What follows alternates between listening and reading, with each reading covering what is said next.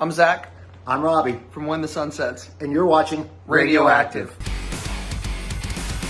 Hello, everybody. It's Ian here with RadioActive Podcast. I am joined by my Commander-in-Chief, Miss Victoria Para, and we have on a couple of really groovy guests here this afternoon. We have two members of When the Sun Sets. Guys, how are we today? You guys feeling good?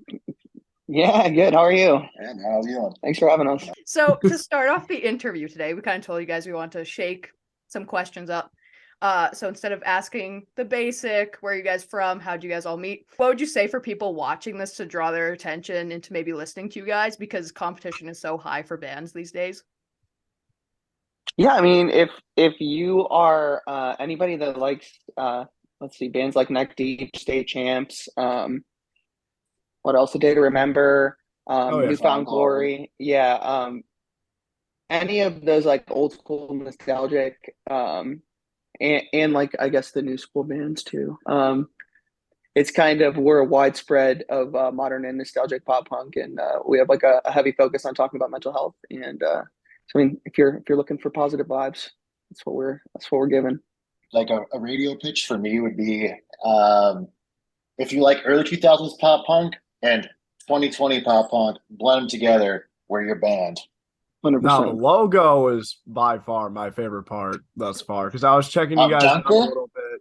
Yes, dude. The donut is so awesome, dude. It reminds me of that's our guy. Homer Simpson, right? You ever see The Simpsons? Oh yeah, yeah. That was kind of the idea when we came out with it. We were like, so we kind of were joking around about doing Dunkin' Donuts design, and then we did like the Krispy Kreme like logo kind of thing with our stuff, and then we were like, oh, this is like, let's make a donut, let's make a character, let's make it fun, and it was like had that like TV like cartoon growing up type of thing. That's what was our goal. Guys, what do you have to say about the new EP? Are you guys excited for it? Yeah, I mean, it's been a long time coming. Like some of these songs, they've been sitting in the pocket for a year, or over that, with COVID and everything. So we've been, just waiting and waiting, and it's finally great to see like the response on some of these songs. Yeah, and particularly for me, certain songs that we didn't release as singles, like Home Run. I absolutely love that song. I think it's a fun song that hits in all the right ways, and I'm super excited that we got to share that one with the world, and people seem to be digging it. So good deal. Well, speaking of the EP, it is called You and Me for Never. I actually really like that title, man. It makes me think of like a short story or a poem. What were some big influences for this EP? Like maybe it was a movie, TV show, personal experience, maybe a song, an artist. Yeah. So for me, part of it was kind of that whole nostalgia thing where people used to like carve their initials in a tree. That's kind of where the name of the album kind of came from for me too. Was that it's like, like it was ZB and RH forever, like type of thing. So I was like, let's make it for never, because like, you have so much stuff that kind of goes back and forth, and you realize that some people are just toxic and you need to get them out of your life. And that's a lot of what some of the songs came down to for this record. So yeah, I mean, for me, it's the same sort of thing. I'm just like laying things to rest in my own life, like starting new chapters for my own mental health, getting better, and just being, happy to be around, happy to wake up, stuff like that. Some of these songs like Tackle, one of them in particular, Tackle is just like loss of a job that I had, and just about how like corporate companies kind of like take advantage of everybody below them and stuff like that. So we kind of have like a widespread of just things that we've struggled with over the past year or two, kind of our take on how to fix them, or where we went with them. Oh, I hear you, brother. I hear you, man. I think I'm not gonna say like for obvious reasons, I'm not gonna say like where I work, but I want it to work out. It's an incredible career. It's an incredibly big company, wink wink. but also I've been at it for 4 years and I just don't know if it's what I want. I mean, we have this podcast here. Victoria and I are putting a lot of effort into it, and she was kicking ass before I even came into the picture, dude. And this is our passion. And as much Yeah. as I really want this career to work, I would have no problem putting it behind me in the past. So I empathize with you in that aspect, man. I really Yeah. do. Appreciate that. Thank you, man. Yeah, that's definitely, we get that. We definitely feel that to a deep in our souls on a lot of that stuff. So Yeah, it's a lot of us. Everybody's got their passion, and Yeah. everybody's got to fuel their passion with things that they don't necessarily want to do every single day of their lives. Mhm. Mm. Yeah. And for you guys, what was the writing process like for this EP? Was it easier to write songs, or did you find it was a bit harder or about the same? I thought it was easier. This time we had kind of a pool of songs to go from. We were just we selected the ones that were kind of the most in the direction we were going for, or the ones that were most completed, and we selected those ones and just ran with it. We also have been working with a producer on this record. His name's Roy Robley. He has done the Meet Me at the Altar EP, and Belmont EP and stuff like that. And he's just been a great part of the writing process for us, as well. Just throwing in all these extra ideas they kind of bring the song to life. So it's super cool. I think that was a big change for us. Yeah, and literally me and Zach met a couple of years ago, or just about 2 years ago, and literally he showed me one of the songs that ended up being Memory. It was the demo he kind of had started, and then I was like, hold on, let's change some things, and then we literally collabed, and then we basically threw out 10 demos worth of little stuff together, and we're like, oh hey, let's take this one, this one, this one. We kind of mixed and matched, and that's how we got to the EP that we put out. So Right on, man. That's awesome. Meet Me at the Altar. They do oh man, what is that song? It's really happy, it's really preppy. The lead singer has pink hair. yeah, I can't remember the which name of is it, but I used to work at a It was Hot their breakout. Topic, and they would play that song a lot, the music video and stuff. I can't think of what it is. I know what song you're talking about. It was their I'll first always be big right here. single. Something like Garden? that. Guard.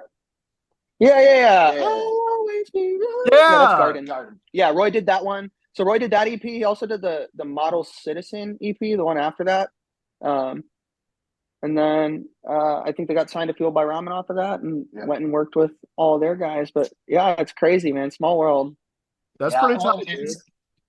and it's hard to figure out sometimes because I know everyone's big song with Meet Me at the Altar right now is the one that was on the Taco Bell commercial. Yeah. So yeah, everyone's like, "Oh, this deal," I'm like, dude, we've known about these guys for a minute, so it's been different for us. But yeah, that's Garden it's a jam, man. Yeah, it's good to see they're finally getting recognition they deserve and popping off right now.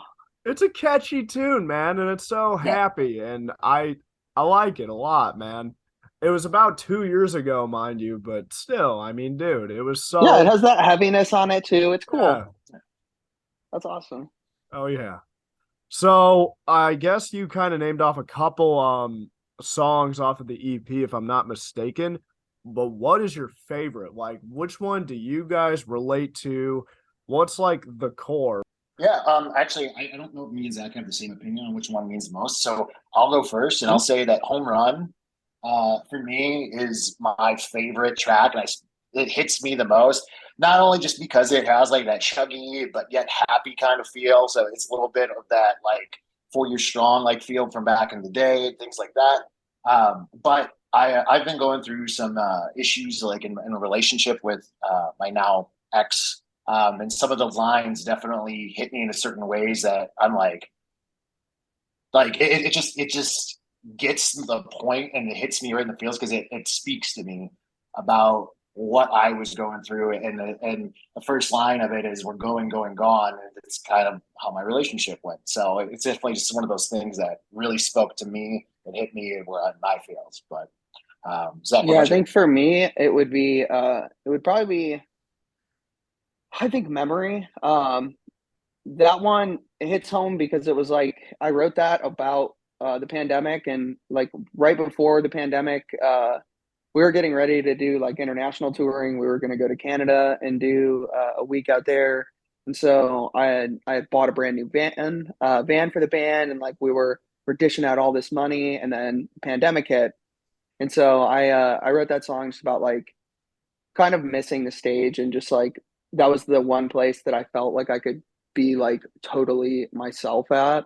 And then it was just like kind of stripped away for like years. So it's just like that song, I'm glad that we got to sit on it for so long as well. Like we got to sit on it through the pandemic a couple years. And like I've gotten time to reflect on that. So yeah, it's really cool. So you guys had mentioned at the start of the interview that if you like bands like State Champs and Neck Deep, that you'd probably enjoy When the Sun Sets. But are there any other bands that you guys pull inspiration from in general when writing and performing? I think all of us individually pull a little bit different in the writing section.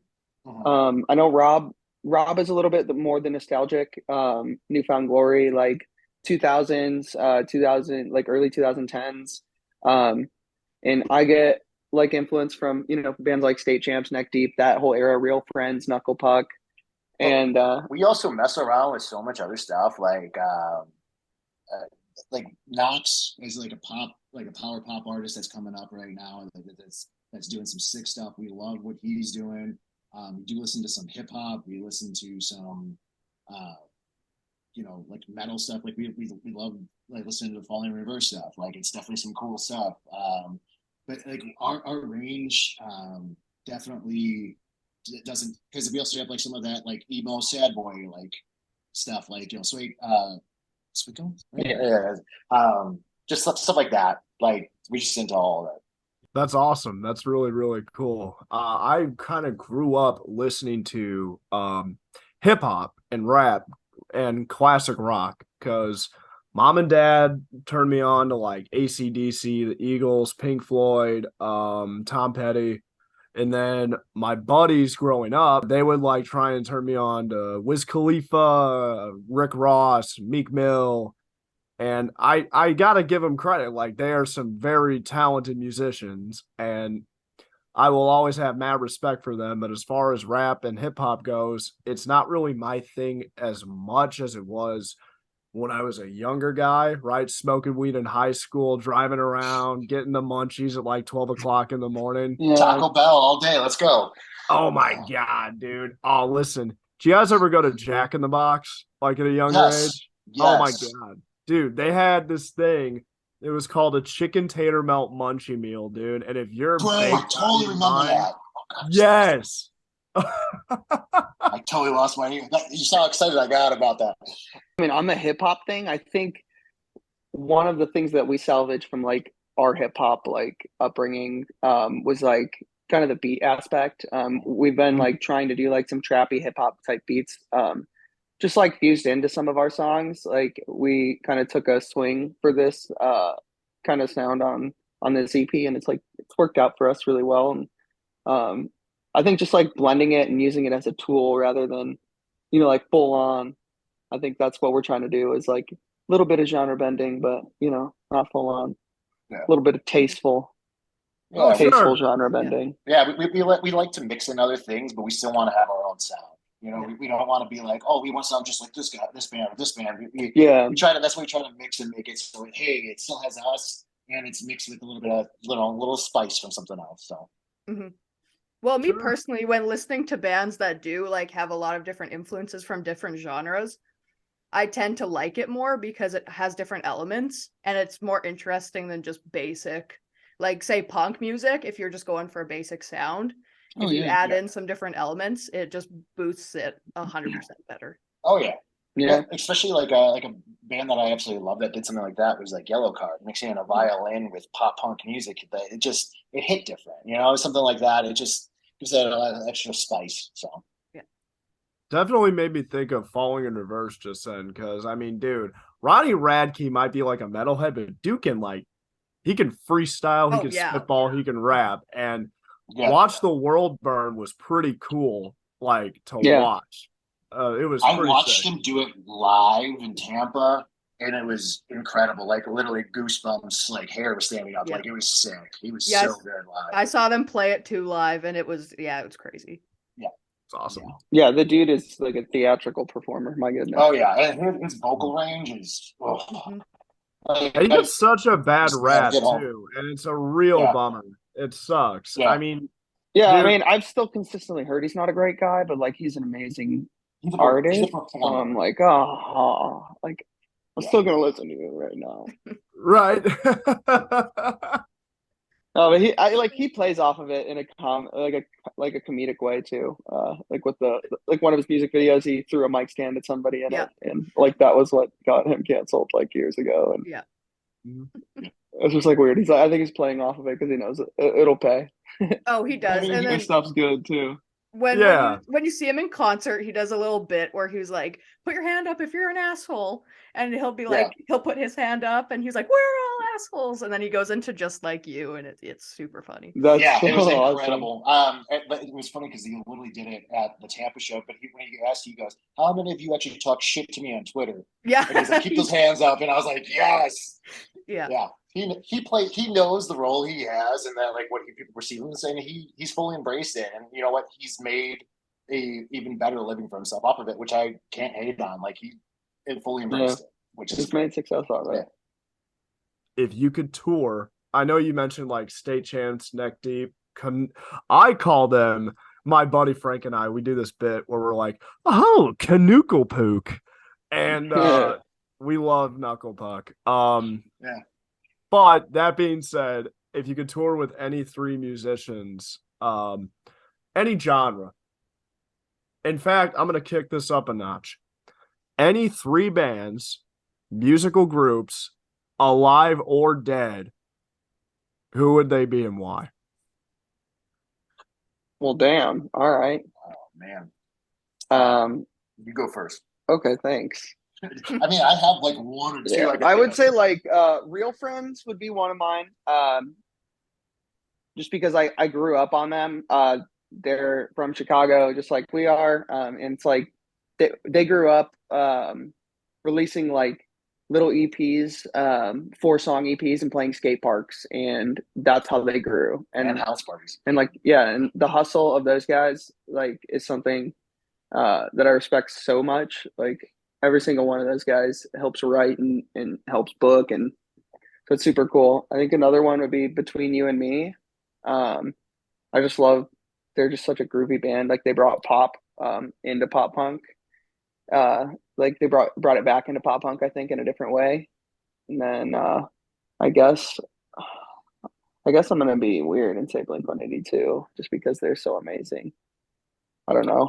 I saw that Coachella set and it made me re-fall in love again. So Yeah, they're fun live for sure. I think for me, definitely one of them is Newfound Glory. I've been lucky enough to play with them in one of my other bands a few years ago, and it was an incredible. Like they just constantly put on a great show and have such an energy. It makes me want to push my performance to the next level and go extra hard. So I love them. I think another one would be Real Friends for me too, because those guys are just awesome live. And then just a little bit different kind of thing out there. Maybe from a little more back in the day, the Starting Line. That they were just an incredible band back then, and they just I love Kenny Soley and his lyrics, and they're coming back now too. Yeah, and to think that the kid was 14 when he really like got signed, or was it 15? He was 15, and then he just was like just crushed it, and they had such great songs. That'd be awesome. But yeah. So now we are going to get into kind of our fun questions to wrap things up. So first one, if you were a werewolf, how would you handle your day-to-day life? Imagine like just how you guys are now as people, but at night on full moons. Okay. You have to take like precautions. I got you. Okay. Oh gosh. I mean, I would definitely make it a point to be back after dark. I might have to invest in a really, really good vault to lock myself in to protect other people. I don't know. I think I would have to be protected in a vault. I would feel like, you know what? I would try to say I'd get a job in an animal shelter, and then I'd lock myself in the cage with the You dogs. would eat them. You're No, like bro. They would, but you'd get. you're like you'd have a 7 pack- feet tall No, as a you would have a person, pack bro. mentality. Yeah, like I'm Well, gonna you have, got to get bigger as a werewolf, bro, which means you're like 8 foot minimum I'm as a gonna have a werewolf. Chihuahua best friend if I'm a werewolf. I'm just saying. You might have a Chihuahua appetizer for sure. I'm just no. I'm not gonna eat him. Come on. I'm saying I'm gonna be alone in a cage. I'll eat my cereal in the morning, no matter how hungry I am. Fruity Pebbles or Cocoa Puffs? Neither. Oh, well, this conversation's over. What's your cereal of choice then, man? Oh goodness, you can like make fun of me. I do like healthy cereals. I don't know, like it's kind of like a Frosted Flakes, but without all the extra sugar, So like Raisin stuff like Bran. that. Yeah, but like I do ones with like almonds, and like vanilla clusters in there, so it's got a little bit of What the flavor. hell? Dude, I know what you're talking about. What Yeah. is it Yeah, called? yeah, yeah. I don't. I can't remember. There's a couple of them. I mean, they have some by like Kashi has some. Yeah, and then- Honey Bunches of Oats. Yes. Yes. Oh yeah, Yes. I didn't know they had one. Yeah. I think actually, you know what? I probably have that one too. I get a couple. I get a couple at a time. I'm a cereal freak. Yeah, it's Lucky Charms, Fruity Pebbles, and Cinnamon Toast Crunch for me. I like the kids still like give me the marshmallows and the fun fruity shit. Oh, CTC, you can never go wrong with cinnamon Oh toast. no, Dude. no. Oh my No, god. but then I have like there's another one that I only can find at specific grocery stores, and they only have like a one facing of it, and it's called O's OHS. It's so weird, but it's so good. It's Yeah, like, I can't even step into the cereal aisle because there's so many new cereals and some of them are so ridiculous. It's like an Oreo cereal. I'm like, it's what? delicious. It makes your milk tasty as fuck. It's ridiculous, dude. It really is. All right. If there was a zombie apocalypse, what would your go-to weapon be? Mm. See, you have to do a melee weapon because obviously sound draws them. Honestly, I would try to find a well-maintained katana. I feel like that would be well used. I know everyone thinks it's from a show, but I think from back in the day, I would have done that before. Like in certain movies, they do stuff that they Dawn of the Dead with the remake when he uses a croquet mallet. I'm like, that's the worst.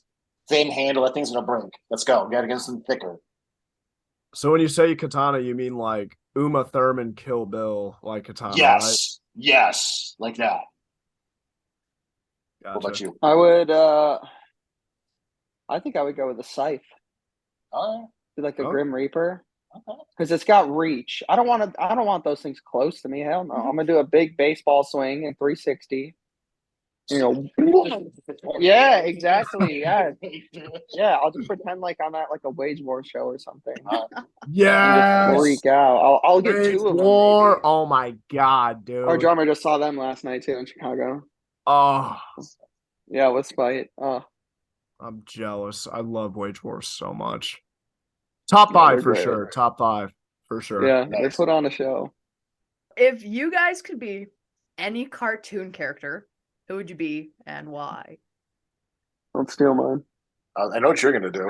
Just do yours. He knows. Eric Cartman. Nice. Nice. Oh, I figured yours would be SpongeBob. You thought I'd be SpongeBob? No, I'd be Eric Cartman. Oh my god, I love Cartman. He's just funny as hell. Like I don't know. There's no better way to put it. Like He has no morals at all. He just does not give a no, fuck about anything, dude. He's so funny. no. It's hilarious. Like he's got no boundaries. That one's a little tougher for me if I had to choose one, because I would say I love Rick from Rick and Morty. Like that character is just such a piece of shit. Do whatever you want, but like, I just want to be able to be like that and not give a fuck. But I do too much. But I'd love to Peter Griffin, just that childlike, like awe in the world, and just I can do whatever I want. Like Yeah, that'd be great. Right. I like that. We'd both be adults. Is it Adult Swim? No. Rick and Morty that is one's so Comedy Central. awesome, dude. It's so Yes. cool. I love Rick and Morty so much. Did you watch the other show that Justin Roiland did? The Solar Opposites. Solar Opposites is fantastic. I love that. I was like, this is kind of weird, and then they did the whole wall thing, and I was like, the wall is where it's at. We need to do more of the wall. So yeah, I love that show too. But yeah, Rick and Morty. I like all the Justin Roiland stuff. I still haven't played the video game he came out with, but I got to try that. Excluding Chucky, we're not going to count Chucky because everyone and their fucking mom, even their grandma, dude, could whoop Chucky's ass. Okay, so take any horror movie franchise ever. Okay, if you had to I'll put it here. So picture a boxing ring, okay? A boxing ring, Okay. right? And you are against a horror movie villain. You can pick the villain, okay? If that helps, you can pick the villain, but it's like live or die. You have to kill this person, whoever it is. You have to. That's the only way you're getting out of the ring alive. Who are you and why? That's actually a really good question. That's a thinker. Does it have to be like one of the main movie franchises? It could be any movie, any horror movie you can think of. Any horror movie. All right. Have you seen The Terrifier? Yes. Oh Yeah, I would say him. 'Cause he's a lanky mofo. I could take him. I could take him. I could take him. No, come on. Oh, that's a tough question. Part of me wants to say Freddy, but I don't feel you can beat Freddy Krueger either because he doesn't exist in the real play. I don't. What about Jigsaw? Doesn't he just ride around on the tricycle? Well, Jigsaw's actually the old. Actually, that's it. I would say Jigsaw. That's a good one because Jigsaw. Oh man, he's gonna be dying. Let's just go for that. So Just pull a life support cord. That's all you gotta do. You already win. Yeah, Tobin Bell, right? Shut down the power. Just the pull old cord. guy. Okay. Yeah, you're done. You're done. That's it. That's all you gotta do. Pull the cord on his life support. We're good. Yeah, we'll be. So that's what I think. That's what I take. Yeah. Oh my god, the Saw movie franchise is so freaking good. It's so good. Oh yeah, I grew up with that. My dad loved it. Saw is so good. Like it really keeps you guessing. Like every movie, there's no Yeah, seriously, you don't know. You don't know. Like it's like Scream. I actually like the Scream franchise a lot too. They're pretty cool. Yeah. Oh yeah. I haven't seen the new one yet, but I want to see it. It looks good. It's pretty good. It's pretty good. Okay. So take your finger like this. Other hand. Doesn't matter which hand. You're gonna kind of spin this one around. When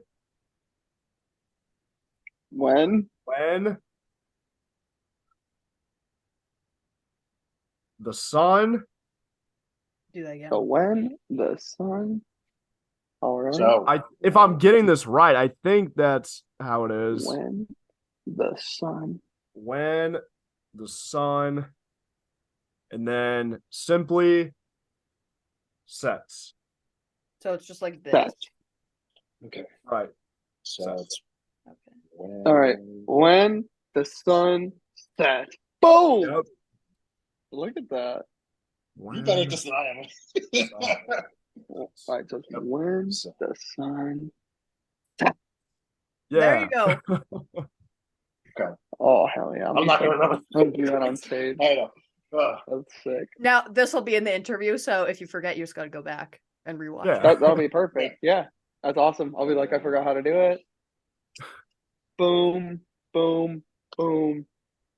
Look at me. Well, thank you guys for coming on today. This was Perfect. Yeah, thanks for having us. Have a great rest of your day.